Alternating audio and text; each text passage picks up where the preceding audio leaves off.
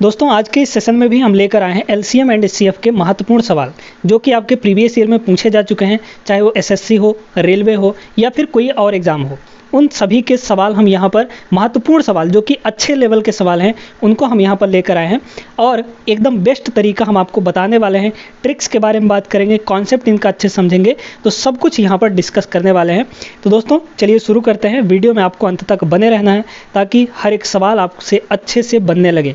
जो भी यहाँ पर डिस्कस करेंगे वो आपके लिए बहुत महत्वपूर्ण होने वाला है, ठीक ना। तो चलिए देखिएगा यहाँ पर क्या दिया है। पहला सवाल, दो संख्याएं 3 और 4 के अनुपात में हैं, ठीक है। उनके म तथा ल का गुणनफल 2028 है। संख्याओं का योगफल क्या होगा, ये आपसे पूछा जा रहा है। बहुत बेहतरीन सा सवाल है, ध्यान से इसको समझिएगा कैसे करना है। देखिए दोस्तों, यहाँ पर दो संख्याएं हैं जिनका अनुपात आपको दे रखा है, क्या क्या, 3 और 4 का अनुपात दे रखा है, ठीक है। अगर हम मासा इनका मासा कुछ माने हम, ठीक है, इन दोनों का मासा मान लीजिए कि x है, तो दो संख्याएं कौन कौन सी हो जाएंगी।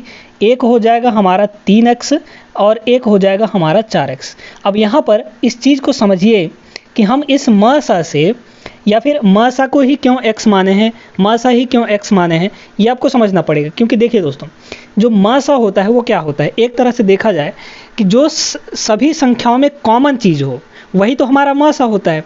यानी अगर हमारे पास दो संख्याएं हैं कुछ, तो उनका जो कॉमन पार्ट होगा, कॉमन गुणनखंड होगा, वही तो हमारा मासा होता है।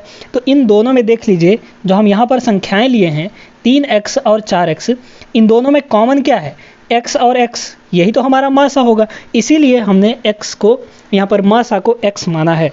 तो एक संख्या हो जाएगा हमारा 3x यहाँ से और एक संख्या हो जाएगा हमारा 4x और इनका अनुपात 3:4 बना ही हुआ है, ठीक है। चलिए अब यहाँ पर कह रहा है उनके मासा तथा लासा का गुणनफल। लासा कैसे निकालते हैं दोस्तों, तो इन दोनों का लासा क्या हो जाएगा, इन दोनों का मल्टीप्लाई हो जाएगा, है ना। तो यहाँ पर देखिए इन दोनों का लासा क्या हो जाएगा, देख लीजिए, ये हो जाएगा 3 चौक 12, है ना, 3 गुणे 4 तो 3 चौक 12। क्या कह रहा है, जो प्रश्न का डिमांड है उसके हिसाब से कर दीजिए, ठीक है। तो 3 चौक 12 और जो दोनों में कॉमन है x है उसको एक बार हम लोग ले लेंगे। ये हो गया लघुत्तम समावर्त, ठीक है। इनटू हमको क्या लेना है, मासा। तो मासा हमारा क्या है, x है, तो ये हो गया x। और यही आपको कितना दे रखा है, यही आपको दे रखा है, यहाँ पर देख लीजिए आपका 2028 दे रखा है, ठीक है। जो प्रश्न कह रहा है उसी के हिसाब से हम किए हैं। उनके मासा तथा लासा का गुणनफल 2028 दिया है।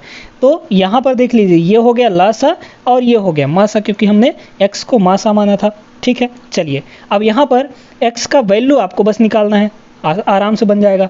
ये हो गया x और x का मल्टीप्लाई करेंगे तो x स्क्वायर, 12 को इधर ले जाकर डिवाइड करिए तो 12 से इसको काटिए, क्या होगा, 12 1 कम 12, ठीक है, बचा 8 तो 82 हो गया। 12 छंग 72, 72 बचा 10, है ना, तो 108 हो गया। तो 12 नहीं हो 108, 169 आ गया। यानी x का वैल्यू यहाँ से दोस्तों 13 आ जाएगा, ठीक है। इधर वर्ग है उधर लगाएंगे तो वर्गमूल हो जाएगा, तो 169 का वर्गमूल 13 होता है। x का वैल्यू आपके पास आ गया 13। अब देखिए कह रहा है उन दोनों का योगफल, तो योगफल कितना हो जाएगा, यहाँ से इन दोनों को जोड़िए भाई। दो संख्याएं कौन कौन सी है, एक है 3x और एक है 4x, दोनों को जोड़िए तो कितना हो जाएगा, टोटल 7x हो जाएगा। ये हमारा योग हो गया, ये हो गया 7 और इंटू x का वैल्यू रख दीजिए तो ये कितना हो जाएगा, 13 हो जाएगा। यानी 13 सत्ते यहाँ से 91 आ जाएगा। ये आपका सही आंसर होगा, ऑप्शन नंबर डी यहाँ पर सही हो जाएगा। उम्मीद करते हैं कि आपको क्लियर हो गया होगा। तो इस कॉन्सेप्ट को हमेशा याद रखिएगा कि दोस्तों, जो अगर अनुपात में दिया है तो अगर 3x और 4x दो संख्याएं हम लेते हैं तो यहाँ पर जो x होगा वो हमेशा मासा होगा, यानी महत्तम समावर्त होने वाला है, ठीक है। चलिए तो आगे बढ़ते हैं। उम्मीद करते हैं कि क्लियर हो गया होगा आपको, है ना। बेहतरीन सवाल करवाएंगे और अच्छे कॉन्सेप्ट के साथ आपको करवाने वाले हैं। बढ़ते हैं आगे, अगला सवाल देखते हैं हम लोग। देखिए दोस्तों, यहाँ पर अगला सवाल ज़बरदस्त सवाल है ना, ध्यान से समझिएगा। ये भी आपके प्रीवियस ईयर में पूछा गया सवाल है। दो संख्याओं का लघुत्तम समावर्त 120 है तथा उनका महत्तम समावर्त 10 है। तदनुसार निम्न में से कौन सी संख्या उन दोनों संख्याओं का योग हो सकती है, ठीक है। ध्यान से इसको समझिएगा। देखिए दोस्तों, यहाँ पर सारा खेल जो होता है इसके साथ होता है, यानी मासा के साथ होता है। मासा इसका दे रखा है 10, ठीक है। तो अगर हम दो संख्याएं लें तो दो संख्याएं कौन कौन सी हो सकती हैं, एक हो सकता है 10x और एक हो सकता है 10y। हम ऐसा क्यों ले रहे हैं, क्योंकि यहाँ पर देखिए, यहाँ पर भाई म सा क्या होता है, जो दोनों में कॉमन हो। तो इन दोनों में क्या कॉमन है, 10 कॉमन है कि नहीं, और यही हमने 10x और 10y ले लिया है इसीलिए, क्योंकि 10 को हमको कॉमन रखना था, क्योंकि ये HCF है हमारा, है ना, HCF ही तो कॉमन होता है। ठीक है, तो दो संख्याएं हमारे पास 10x और 10y हो गई। अब देखिए दोस्तों, यहाँ पर जब हम ऐसे संख्याएं मानते हैं तो यहाँ पर एक बहुत ही ज़रूरी बात समझना ये होता है कि जो x और y हम यहाँ पर लिए हैं, x और y में कुछ भी कॉमन नहीं होना चाहिए। यानी एक तरह से ऐसे हम कह सकते हैं कि x और y का HCF एक हो, या फिर एक तरह से इसको ये भी हम बोल सकते हैं कि x और y का y जो है, x और y दोनों सह अभाज्य होने चाहिए, यानी को प्राइम होने चाहिए। तो इस बात को हमेशा ध्यान रखिएगा कि जो x और y हैं ये दोनों कैसे होते हैं दोस्तों, को प्राइम होने चाहिए। ठीक है, को प्राइम का मतलब इन दोनों में कुछ भी कॉमन ना हो, क्योंकि जितना कॉमन होना था हो चुका है, 10 जो है वो कॉमन होना था हो चुका है, बाकी x और y में कुछ भी कॉमन नहीं होगा। तो दो संख्या हमारे पास 10x और 10y हैं, इन दोनों का LCM आपको 120 दे रखा है, HCF आपको 10 दे रखा है। तो यहाँ पर एक फॉर्मूला आपको याद रखना है कि देखिए दोस्तों, अगर हमारे पास दो संख्याएं हैं a और b, है ना, तो इन दोनों का मल्टीप्लाई जो होता है, इन दोनों का जो मल्टीप्लाई होता है ये इन दोनों के LCM और HCF के मल्टीप्लाई के बराबर होता है। ठीक है, इस फॉर्मूले को याद रखिएगा, LCM इंटू HCF, यानी दो संख्याओं का LCM और HCF का मल्टीप्लाई उन दोनों संख्याओं के गुणा के बराबर होता है। समझ में आई ना, ये फार्मूला बहुत ही ज़बरदस्त है, इसको याद रखिएगा, इंपॉर्टेंट फार्मूला है। ठीक ना, और ये लागू भी होता है सिर्फ दो संख्याओं के लिए। बात क्लियर हुआ। चलिए इसी फार्मूले में हम लोग यहाँ पर रखेंगे। तो दोनों संख्याओं का मल्टीप्लाई, दो संख्याएं हमारे पास कौन कौन सी हैं, एक है 10x, एक है 10y, यानी दोनों को मल्टीप्लाई कर दीजिए, 10x इंटू 10y, है ना। ये किसके बराबर होगा दोस्तों, इन दोनों के LCM और HCF के मल्टीप्लाई के बराबर। LCM दिया है 120, तो ये हो गया 120, इंटू HCF दिया है आपको 10। ठीक है, चलिए यहाँ से देखिए, 10 से तो ये 10 कट जाएगा, और ये 10 से ये कितनी बार में कट जाएगा, आपका 12 बार में कट जाएगा, यानी x into y equal to कितना आ गया, x into y equal to आ गया आपके पास 12। अब यहाँ पर ये देखना है कि x और y का वैल्यू क्या क्या हो सकता है। ठीक है, x और y का वैल्यू क्या हो सकता है। चलिए यहाँ पर देखिए दोस्तों, अगर हम x और y का वैल्यू, चूँकि x और y जो हैं वो डिजिट में होंगे, है ना, तो यहाँ पर x का वैल्यू अगर हम एक ले लें, चलिए 2 और 6 ले लेते हैं। तो 2 और 6 अगर हम लेंगे, भाई 2 और 6 लेंगे तभी तो 12 होगा, 6 गुणे 2, है ना। 2 और 6 अगर लेंगे तो 2 और 6 में देखिए कि उन दोनों का HCF एक नहीं आएगा, यानी x और y का वैल्यू 2 और 6 नहीं हो सकता, क्योंकि ये दोनों को प्राइम नहीं हैं। ठीक है, 2 और 6 को प्राइम नहीं है।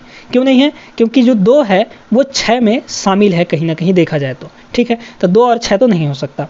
अगला हमारा क्या हो सकता है, अगला हमारा हो सकता है 3 और 4। 3 चौक 12 होता है कि नहीं, यानी यहाँ पर x का वैल्यू अगर हम 3 ले लें, या फिर y का वैल्यू 4 ले लें, या फिर उल्टा भी कर सकते हैं, y का वैल्यू 3 और x का वैल्यू 4, है ना। और यहाँ पर देख लीजिए 3 और 4 में कुछ कॉमन भी नहीं है। वही चीज़ है ना कि आपको समझना पड़ेगा, x और y में कुछ भी कॉमन नहीं होना चाहिए, ऐसा वैल्यू हमको सिलेक्ट करना है। तो यहाँ पर 3 और 4 x और y का वैल्यू हो गया, बाकी तो कुछ हो नहीं सकता, है ना। अच्छा, अब यहाँ पर x और y का तो वैल्यू हमको मिल गया, x का वैल्यू 3, y का वैल्यू 4, या फिर x का वैल्यू 4, y का वैल्यू 3, कैसे भी आप कर सकते हैं। अब पूछा है आपसे दोनों संख्याओं का योग। तो दो संख्याएं हमारे पास कौन कौन सी हैं दोस्तों, एक है 10x और एक है 10y, इन दोनों का योग पूछा है आपसे, है ना। 10 तो कॉमन है, 10 हमारा हो गया कॉमन, x प्लस वाई अंदर बचेगा, तो x और y का वैल्यू यहाँ पर देख लीजिए, x प्लस वाई यानी 3 प्लस 4 कितना हो जाएगा, ये हो जाएगा 7। यानी यहाँ से आपका जो वैल्यू आएगा, सम आएगा, इन दोनों का टोटल सम कितना आ जाएगा, दोनों संख्याओं का 70 हो सकता है। ऑप्शन नंबर डी इसका करेक्ट आंसर बनेगा। उम्मीद करते हैं साथियों कि आपको समझ में आ गया होगा। छोटी छोटी चीज़ें हैं इसमें जो कि आपको समझना है, और उन्हीं कॉन्सेप्ट के बेसिस पर आप इन सवालों को अच्छे से बना सकते हैं। और प्रैक्टिस इन सवालों में अगर आप करते हैं, जितना ज़्यादा प्रैक्टिस करेंगे उतना ही कम समय इनमें लगने वाला है। ठीक है, चलिए बढ़ते हैं आगे। अगला सवाल, बेहतरीन सवाल देखते हैं हम लोग। अगला सवाल ये रहा दोस्तों, आप चाहें तो वीडियो पॉज करके एक बार इसको ट्राई कर सकते हैं, आसान सा सवाल है, बन जाएगा, है ना। देखिए, दो संख्याओं का लघुत्तम समावर्त 4284 दिया है और उनका HCF 34 है। यदि उनमें से एक संख्या 204 है तो दूसरी संख्या कितनी होगी? बहुत आसान सा सवाल है, ध्यान से सुनिए। देखिए, हमने आपको एक फॉर्मूला बताया, क्या बताया कि दो संख्याओं का मल्टीप्लाई जो होगा दोस्तों, वो उन दोनों के LCM और HCF के बराबर होगा, LCM HCF के मल्टीप्लाई के बराबर होगा। ठीक है, ये फॉर्मूला तो हमने बताया आपको, इसी फॉर्मूले पे फिट कर दीजिए, आपका आंसर आ जाएगा।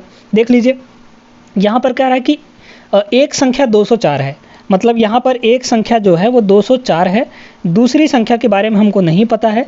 LCM उनका दे रखा है आपका 4284, ठीक है, 4284, और यहाँ पर आपको HCF कितना दे रखा है? 34 दे रखा है। ठीक है, चलिए यहाँ से देखिएगा, काटते हैं इसको, कुछ ना कुछ जुगाड़ करते हैं। क्या 204 से ये डायरेक्टली कट जाएगा? एक बार काट के देखिए तो यहाँ पर 204 है ना, अगर हम काटें इसको तो चलिए, अच्छा इसको थोड़ा सा आसान तरीके से हम आपको बता देते हैं, है ना। b इक्वल टू कितना हो जाएगा? इसको देखिए दोस्तों, ये भी 4 से कट जाएगा, है ना। 4 से कटेगा कि नहीं? हाँ, 4 से कट जाएगा, है ना। 4 से नहीं कट पाएगी ये, ठीक है, 4 से नहीं कट पाएगा तो इसको 2 से काट दीजिए। 2 से काटेंगे तो कितना हो जाएगा? ये हो जाएगा 17। इधर भी इसको 2 से काट दीजिए, तो इसको 2 से काटेंगे तो ये हो जाएगा 102, है ना। अच्छा, अब यहाँ से 17 से इसको डायरेक्टली हम लोग काट सकते हैं। 17 कितना हो जाएगा? 17 छांग 102, है ना, 17 छक्के 102 हो जाएगा। अब यहाँ पर ये तो और आसान हो गया, b इक्वल टू कितना हो जाएगा? ये जो 6 है उधर जाके डिवाइड हो जाएगा, है ना। ये जो 6 है इधर भाई मल्टीप्लाई में था ना b के साथ, तो उधर जाके डिवाइड हो जाएगा। देख लीजिए कितना आ जाएगा, 4284 को 4284 है ना, इसको अगर हम 6 से डिवाइड करें तो कितना हो जाएगा? 6 सत्ते 42, ठीक है, शुरू में 7 आ गया, यानी ऑप्शन नंबर ए यहाँ पर आपका करेक्ट हो जाएगा। ठीक है भाई, शुरू में 7 यहाँ पर सिर्फ एक ही ऑप्शन में है। बस टाइम बचाने के लिए आप ऐसा भी कर सकते हैं, या फिर इसको और डिवाइड करना चाहें तो कर सकते हैं। 7 छक 42, 8 आ गया, 6 कम 6 बचा 2, और 6 चौक 24, यानी 714, यानी ऑप्शन नंबर यहाँ पर ए आपका सही बन रहा है। तो उम्मीद करते हैं कि क्लियर हो गया होगा। ये सवाल तो आसान था, बस इसमें कैलकुलेशन आपको करना था, बाकी तो आसान सा सवाल था। ठीक है, फॉर्मूला बेस्ड था। चलिए आगे बढ़ते हैं दोस्तों, अगला सवाल हम लोग देखते हैं। चलिए दोस्तों देखते हैं अगला सवाल। ये सवाल थोड़ा सा टेढ़ा है लेकिन आसान तरीके से हम लोग करेंगे। चलिए, दो संख्याओं का लसा उनके मासा का 20 गुना है। लसा और मासा का योग आपको 2520 दिया गया है। यदि उनमें से एक संख्या 480 है तो दूसरी संख्या क्या होगी, है ना। देखिएगा, ध्यान से समझिए इसको। कह रहा है कि लासा और मासा का गुणा, लासा जो है उसके मासा का 20 गुना है। चलिए एलसीएम को हम मान लेते हैं, एलसीएम को यहाँ पर हम मान लेते हैं x, और HCF को हम लोग मान लेते हैं y, क्योंकि बार बार LCM HCF लिखना थोड़ा सा लंबा हो जाएगा, तो x और y मान लेते हैं। ठीक है, कह रहा है कि जो लासा है यानी x जो है वो किसके इक्वल है? मासा का 20 गुना, यानी 20y, है ना। ये है x इक्वल टू 20y। कह रहा है लासा और मासा का योग, यानी यहाँ से हम कह सकते हैं कि जो लासा है और मासा का योग यानी x प्लस वाई, वो कितना दे रखा है आपको? 25-20 दे रखा है।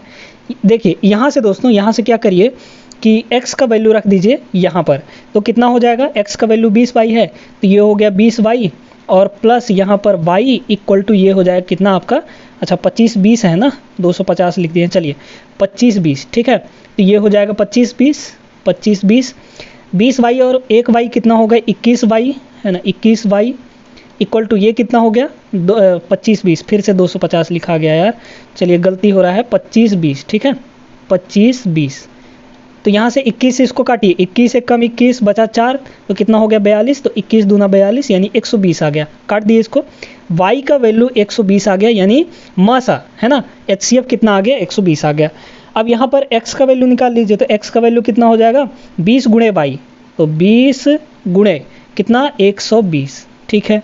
अच्छा, अब यहाँ से इसको गुणा करिए, मत करिए, अभी रहने दीजिए। चलिए, कह रहा है उनमें से एक संख्या 480 है तो दूसरी संख्या क्या होगी? अब आप जानते हैं भाई कि दो संख्याओं का गुणा उनके लासा और मासा के गुणनफल के बराबर होता है। तो एक संख्या अगर हम a माने तो यहाँ पर, चलिए एक संख्या तो दे रखा है ना, कितना दे रखा है? 480 गुणे दूसरी संख्या हम b मान लेते हैं, इक्वल टू ये लासा और मासा के गुणनफल के बराबर होगा। लासा कितना है यहाँ पर? 20 गुणे 120 लासा, और मासा कितना है? 120 है, ठीक है।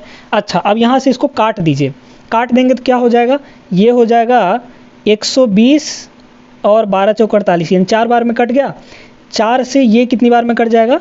4 से ये कट जाएगा आपका 5 बार में, ठीक है, 4 पंचे 20, यानी बी का वैल्यू कितना आ जाएगा दोस्तों, 12 पंचे 60 यानी 600, ठीक है, 600। ऑप्शन नंबर डी यहाँ पर इसका करेक्ट आंसर बनेगा। उम्मीद करते हैं कि आपको क्लियर हो गया होगा, अच्छे से समझ में आ गया होगा। बढ़ते हैं आगे, अगला सवाल हम लोग देखते हैं। अगला सवाल देखते हैं दोस्तों, ये भी एक बेहतरीन सा सवाल है। कह रहा है वह सबसे छोटी संख्या जिसमें 5 जोड़ने पर प्राप्त संख्या 24, 32, 36 तथा 54 में से प्रत्येक से विभाजित हो जाती है। एक तरीका तो ये है कि आप बाई ऑप्शन चेक कर लीजिए, ठीक है, लेकिन बाई ऑप्शन अगर आप चेक करेंगे तो थोड़ा सा समय लगने वाला है ना। क्यों? क्योंकि बाई ऑप्शन चेक करेंगे तो पहले 869 में 5 जोड़ेंगे, सभी में 5 जोड़िए, फिर उसको भाग दे के देखिए, तो ये तरीका थोड़ा सा लंबा हो जाएगा। दूसरा तरीका क्या है दोस्तों, ऐसे प्रश्नों में आपको क्या करना होता है, आपको अगर सबसे छोटी संख्या पूछा है तो जितनी भी दी गई हैं उनका सभी का एलसीएम ले लीजिए, ठीक है। तो यहाँ पर 24, 32, 36 और 54 का एलसीएम ले लेते हैं, ठीक है। तो यहाँ पर चलिए एलसीएम लेने का हम आपको तरीका बताते हैं। पहले तो 24 का अभाज्य गुणनखंड कर दीजिए। अभाज्य गुणनखंड करेंगे तो ये 8 गुणे 3 आएगा। 8 को हम लोग लिख सकते हैं 2 की पावर 3 और 3 को हम लोग लिख सकते हैं 3 की पावर 1, ठीक है। तो ये 8 3 24 ये हो गया। अच्छा 32 को हम लोग क्या लिख सकते हैं, 32 को हम लोग लिख सकते हैं 2 की पावर 5, है ना, 2 की पावर 5 32 होता है। 36 क्या हो जाएगा दोस्तों, 36 देख लीजिए, 36 कितना हो जाएगा, आपका 8 से तो कटेगा नहीं, 9 9 चौक 36 यानी 2 की पावर 2 और इंटू 3 की पावर 2, है ना। तो ये 9 और ये 4 हो गया, 9 चौक 36 हो गया। 54 को देखिए, 54 कितना हो जाएगा, आपका ये हो जाएगा 54, है ना। इनको अभाज्य गुणनखंड में तोड़ लेना है। तो 54 कितना हो जाएगा आपका, 18 त्रिक 54 और 18 तो उसमें भी है, यानी 9 छक्के 54, है ना, कितना हो जाएगा 27 दूना 54, है ना, 27 दूना 54। तो कितना होगा 27 दूना 54 यानी 2 की पावर 1 और इंटू 27 को हम लोग लिख सकते हैं 3 की पावर 3। इस तरीके से हम लोग गुणनखंड कर लेंगे। अगर आपको गुणनखंड नहीं करने आता है तो आप एक एक करके, जैसे 54 का अगर गुणनखंड करना है तो 54 को हम ऐसे लेंगे, है ना। फिर इसके बाद क्या करेंगे, इसको 2 से काटेंगे तो ये हो जाएगा 27, फिर इसके बाद इसको 3 से काटेंगे तो ये 9 हो जाएगा, और फिर इसको 3 से काटेंगे तो ये 3 और फिर ये 3, यानी 1 ठो 2 हुआ और 3 ठो 3 हुआ। तो वही चीज़ हम यहाँ पर किए हैं, है ना। चलिए ये तो हो गया हमारा यहाँ तक, है ना। चलिए देखिए दोस्तों, अब आगे देखते हैं यहाँ पर एलसीएम कैसे निकालते हैं। हमारा क्या आ गया, ये तो हमने सभी का अभाज्य गुणनखंड कर लिया, अब हमको एलसीएम निकालना है। तो एलसीएम कैसे निकालते हैं देखिएगा। एलसीएम में दोस्तों हम लोग लेते हैं सभी का, है ना, जितने भी गुणनखंड हैं उनका बड़ा पावर हम लोग देखते हैं, ठीक है, बड़ा पावर लेते हैं। तो यहाँ पर देखिए 2 और 3 ही तो हमको दिख रहा है ना, 2 और 3 के अलावा तो कोई और गुणनखंड दिख नहीं रहा है। तो 2 का बड़ा पावर ले लीजिए। तो 2 है, 2 का सबसे बड़ा पावर इनमें देखिए, यहाँ 3 है, यहाँ 5 है, यहाँ 2 है, यहाँ 1 है, तो सबसे बड़ा पावर 5 है, यानी ये हो गया 5 और इंटू 3 भी हमको दिख रहा है, तो 3 का बड़ा पावर, 3 का बड़ा पावर यहाँ पर 3 है, तो ये हो जाएगा 3। अब यहाँ पर देख लीजिए 2 की पावर 5 यानी ये हो गया 32 और यहाँ से इसको 3 3 9 त्रिक 27। अब इन दोनों का मल्टीप्लाई करना है, बस आपको मल्टीप्लाई कर दीजिए, यहाँ पर उत्तर आ जाएगा। उत्तर तो नहीं आएगा, एक चीज़ और आपको करना पड़ेगा, यहाँ पर देखिएगा। अब यहाँ पर क्या करना है, आपको इन दोनों को गुणा ही तो करना है। अब गुणा करने का हम आपको फास्ट तरीका बता रहे हैं। देखिए दोस्तों, इस 32 को आप 30 के फॉर्म में चेंज कर लिए, 30 + 2 इसको लिख सकते हैं कि नहीं, क्योंकि 30 से मल्टीप्लाई करना 27 को बड़ा आसान सा होता है ना। तो इस 32 को हम लिख सकते हैं 30 + 2, ये काम आपको मन में करना है, ठीक है। और इंटू में कितना हो जाएगा 27, 27 का गुणा 3 में करेंगे तो ये हो जाएगा 81 और एक 0 लगा है तो 0 लगा दीजिए, प्लस 27 दूना ये होता है, हो जाएगा 54। अब इन दोनों को जोड़ दीजिए, तो 54 और 10 64 यानी 864 हो जाएगा यहाँ पर, ठीक है। 800 कितना 64 हो जाएगा, ये 864 आया है। अब यहाँ पर ध्यान से समझिएगा, अभी ये हमारा फाइनल उत्तर नहीं है, ठीक है। इसमें कह रहा है दोस्तों कि 5 जोड़ने पर प्राप्त संख्या इन सभी से कट जाए, है ना। तो जब जोड़ने पर बोले तो इसमें आपको घटाना है, जो फाइनल एलसीएम आएगा उसमें आपको घटाना है।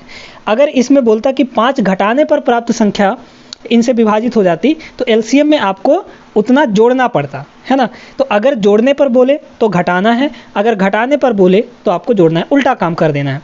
तो यहाँ पर देख लीजिए, यहाँ पर अगर हम 864 में यहाँ पर जोड़ने पर बोला है तो हमको 5 घटाना है, ठीक है। जितना जोड़ने पर बोले उतना घटा देना है आपको। तो इसमें घटा देंगे तो ये कितना आ जाएगा, 859 आ जाएगा, 859, ठीक है। यही आपका करेक्ट आंसर होगा, option number b is the right answer. उम्मीद करते हैं कि आपको क्लियर हो गया होगा। एलसीएम भी आपको निकालना आ गया होगा, फास्ट तरीके से मल्टीप्लाई भी करना आपको आ गया होगा, है ना। चलिए दोस्तों, तो ये सवाल उम्मीद करते हैं कि अच्छे से क्लियर हो गया होगा, है ना।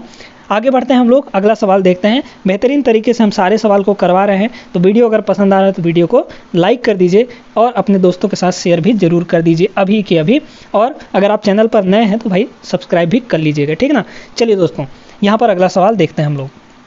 अगला सवाल यहाँ पर देखिए दोस्तों, ये भी एक बेहतरीन सा सवाल है। क्या कह रहा है, वह सबसे छोटा धन पूर्णांक n जिसमें 864 इंटू n एक पूर्ण घन संख्या होती हो, ठीक है।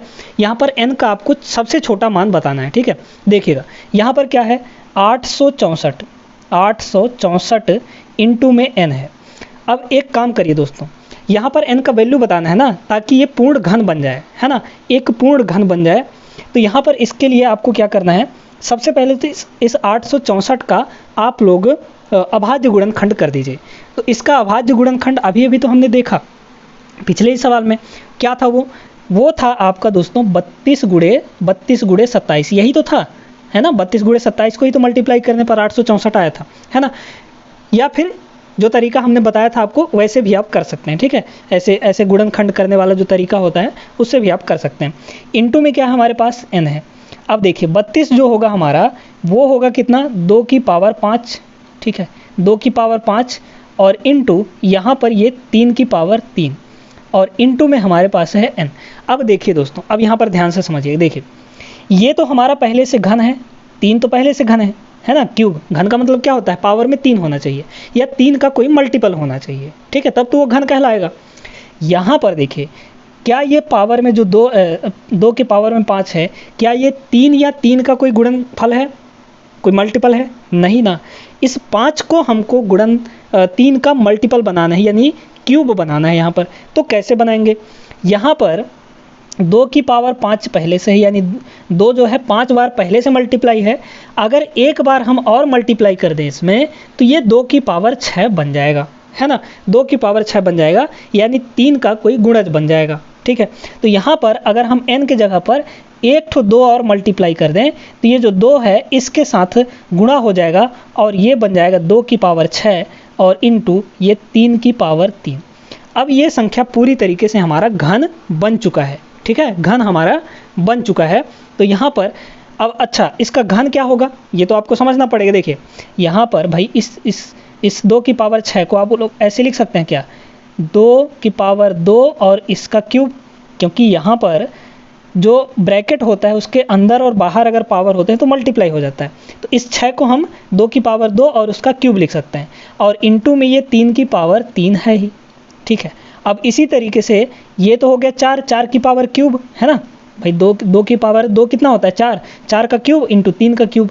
तो क्यूब को बाहर निकाल लीजिए, यहाँ पे बचा 4 और यहाँ पे बचा 3, और क्यूब हमारा बाहर निकल जाएगा, यानी पूरे का क्यूब। तो 4 3 12, यानी 12 का क्यूब हो जाएगा। मतलब कि जैसे ही हम 2 का मल्टीप्लाई करते हैं, यानी n की जगह पर 2 रखते हैं, वैसे ही वो क्या बन जाएगा, 12 का क्यूब बन जाएगा। समझ में आ गया, यानी कि एक पूर्ण घन संख्या बन जाएगा। उम्मीद करते हैं कि क्लियर हो गया होगा आपको। यानी n के स्थान पर n का वैल्यू क्या होगा दोस्तों, 2 होगा, मतलब कि ऑप्शन नंबर बी यहाँ पर करेक्ट होगा। चलिए आगे बढ़ते हैं, अगला सवाल देखते हैं दोस्तों। एक चीज़ और, 25 तारीख से आपका नया बैच यहाँ पर शुरू करने वाले हैं, यूट्यूब पर बिल्कुल फ्री होने वाला है। एसएससी के लिए अलग करेंगे, और बाकी के जो एग्ज़ाम्स हैं, रेलवे हो गया, आपका बैंकिंग का हो गया, आपका जो पुलिस का हो गया, इन सब का एक अलग बैच स्टार्ट करेंगे। एसएससी के लिए सेपरेट बैच होगा मैथ्स का, और बाकी सारे एग्जाम्स के लिए अलग बैच होगा, जिसमें हम टोटल पूरा मैथ्स, अरिथमेटिक प्लस एडवांस आपको अच्छे से हम पढ़ाने वाले हैं, जो कि आपको 25 अप्रैल से स्टार्ट होने वाला है। तो जुड़ जाइए अभी से, और 25 तारीख से एकदम हम लोग धमाका करेंगे उस बैच में। अच्छे से सारी चीज़ें, सारा सिलेबस हम लोग कंप्लीट करेंगे, ठीक ना। चलिए दोस्तों, फिलहाल यहाँ पर अगला प्रश्न देखते हैं। अगला सवाल ये रहा दोस्तों, ये भी एक अच्छा सवाल है, बेहतरीन सवाल है। देखिए, वह सबसे बड़ी संख्या जिसे 5834 में से घटाने पर प्राप्त संख्या 20, 28, 32 तथा 35 में से प्रत्येक से पूर्णतः विभाजित होती है, क्या होगी वो संख्या, ये आपको बताना है। देखिए दोस्तों, यहाँ पर क्या करना है आपको, सबसे पहले तो 20, 28, 32 और 35 का एलसीएम ले लीजिए। ठीक है, चलिए एलसीएम ले लेते हैं हम लोग। तो यहाँ पर 20 का क्या होगा, 20 का गुणनखंड अगर हम लोग करें तब 20 का गुणनखंड कितना हो जाएगा, 2 की पावर 2 और इंटू 5 है ना, 4 गुणे 5 20 हो जाएगा। 28 का क्या होगा दोस्तों, 28 का होगा 4 सत्ते 28 होता है कि नहीं, यानी 2 की पावर 2 गुणे 7। ठीक है, यहाँ पर 32 का क्या होगा, 32 का हो जाएगा 2 की पावर 5 है ना। फिर यहाँ पर 35, तो 35 का क्या हो जाएगा 5 गुणे 7 यानी 5 की पावर 1 गुणे 7 की पावर 1। एलसीएम लेना है ना, सभी का एलसीएम यानी सभी का बड़ा पावर ले लेना है। एचसीएफ में हम लोग क्या करते हैं, कॉमन का सबसे छोटा पावर लेते हैं, यानी यहाँ पर जो कॉमन होगा, अगर हम एचसीएफ निकालना चाहें तो जो चीज़ सब में कॉमन होगा उनका हम सबसे छोटा पावर लेते हैं, लेकिन एलसीएम में सभी का बड़ा पावर ले लेते हैं। तो यहाँ पर हमको 2 दिख रहा है, 5 दिख रहा है और 7 दिख रहा है। 2 का सबसे बड़ा पावर क्या है, 2 का सबसे बड़ा पावर 5 है, इंटू यहाँ पर देख लीजिए 5 है तो 5 का सबसे बड़ा पावर तो 1 ही दिख रहा है हमको, है ना, और 7 का भी सबसे बड़ा पावर 1 ही दिख रहा है। ये हो जाएगा एलसीएम। इसको मल्टीप्लाई करिए तो ज़रा, यहाँ पर देखिए दोस्तों, अगर हम इसको ऐसा करें है ना, ये हो जाएगा 2 की पावर 4 और 7, 2 की पावर 4 इसको कर लीजिए, 2 को अलग कर दीजिए। 2 को अलग क्यों कर रहे हैं, क्योंकि ये 2 जो है वो 5 के साथ गुणा होकर 10 बना देगा, तो 10 से मल्टीप्लाई करना तो बड़ा आसान सा होता है। 2 की पावर 4 का मतलब क्या, 16। ठीक है, इंटू में ये हो गया 7 और इंटू में इसका जो 2 बचा था वो इसके साथ 5 के साथ गुणा होकर 10 बना लेगा। अब 16 सत्ते कितना होता है, 112 होता है कि नहीं होता है, बिल्कुल होता है। और यहाँ पर 10 का गुणा करेंगे तो ये हो जाएगा 1120। ठीक है, ऐसे आप छोटी छोटी चीज़ें सीख लेंगे ना तो आपको मल्टीप्लाई करने में आसानी होगा। वैसे अगर इसको ऐसे करते अगर आप देखिए, जैसे यहाँ पर 2 की पावर 5 तो पहले 32 फिर 5 गुणे 7 यानी 32 गुणे 35 करते तो आपका यहाँ पर काम थोड़ा सा बढ़ जाता मल्टीप्लाई करने का। वैसे हम अगर इसको अलग कर लिए 2 की पावर 4 और 2 को अलग कर लिए तो हमारा काम आसान हो गया। भाई 2 की पावर 4 16 होता है, 16 को 7 से गुणा किए तो 16 सत्ते 112 आ गया, और यहाँ पर इसका जो 1 2 बचा था वो 5 के साथ गुणा होकर 10 बना दिया। तो 10 से मल्टीप्लाई करना, सीधे 1 0 लास्ट में बैठा दीजिए, आपका काम हो जाता है। 1120 आया। अब यहाँ पर जिसे इतने में से घटाने पर, यानी वो यही वो संख्या होगी है ना, तो इसमें से घटा दीजिए इसको, तो यहाँ पर क्या हो जाएगा आपका 5834 में से कितना को घटा देंगे हम लोग, यहाँ पर 1120 को घटा देंगे। यहाँ पर आपका आंसर आ जाएगा, देख लीजिए, घटाइए तो इसको ज़रा, कितना हो जाएगा, ये हो जाएगा 4 है ना, कितना हो जाएगा 4 हो जाएगा, 4 में से 0 गया 4, 3 में से 2 गया 1, यानी लास्ट में 14 किसके आ रहा है, ऑप्शन नंबर बी के आ रहा है, 4714 आपका हो जाएगा। उम्मीद करते हैं कि क्लियर हो गया होगा दोस्तों आपको। ठीक है, चलिए, तो इस टाइप का सवाल अगर आपके एग्ज़ाम में आता है तो अब आप लोग बना लेंगे, और एलसीएम निकालना भी आपको आ गया होगा, एचसीएफ भी निकालना आ गया होगा, और बेहतरीन लेवल के सवाल इस वीडियो के अंदर हम लोग किए हैं। तो आज की इस वीडियो में बस इतना ही। उम्मीद करते हैं कि वीडियो आपको पसंद आया होगा। वीडियो पसंद आया तो वीडियो को लाइक कर दीजिए, और चैनल को भी ज़रूर सब्सक्राइब कर लें अगर आप चैनल पर नए हैं तो। बेल आइकन दबाना मत भूलिएगा ताकि आपको नोटिफिकेशन मिलता रहे, और जब भी हम वीडियो डालें। वैसे तो हमारा जो बैच स्टार्ट होने वाला है वो उसके वीडियोज़ जो है वो जनरली शाम को आएंगी आपकी, है ना, शाम को दोनों वीडियोज़ आएंगी। तो यहाँ पर फिर भी बेल आइकन जरूर दबा लीजिएगा, है ना, और अपने दोस्तों के साथ जरूर शेयर कीजिएगा। मिलते हैं दोस्तों हम लोग अगले वीडियो में। तब तक आप लोग सभी अपना ख्याल रखिएगा, पढ़ाई लिखाई ढंग से करते रहिए। आप जिस भी एग्ज़ाम की तैयारी कर रहे हैं उसमें जी जान लगा दीजिए, उसकी अच्छे से तैयारी करिए हर एक सब्जेक्ट की, है ना। चलिए फिर मिलते हैं अगले वीडियो में, तब तक के लिए जय हिंद।